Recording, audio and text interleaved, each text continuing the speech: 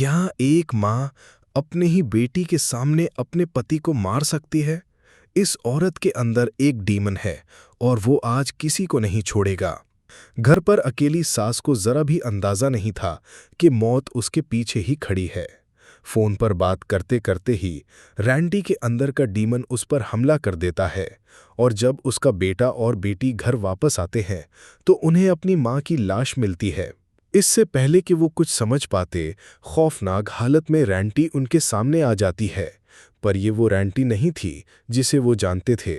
ये एक डीमन था जो उसके जिस्म पर काबू कर चुका था। देखो कैसे वो अपने ही पति बोवो पर बेरहमी से हमला करती है।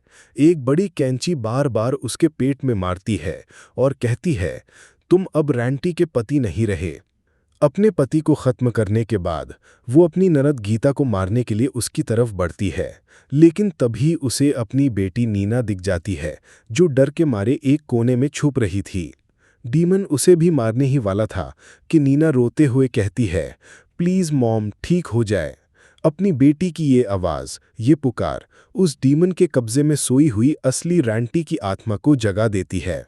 रैंटी होश में आती है और देखती है कि वो अपने पूरे परिवार को मार चुकी है। वो टूट जाती है और रोते हुए गीता से कहती है, नीना को लेकर यहाँ से भाग जाओ, मैं तुम दोनों को मारना नहीं चाहती।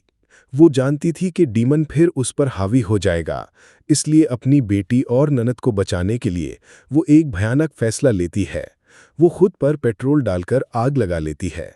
अपनी बेटी के लिए एक माँ खुद जलकर राख हो गई।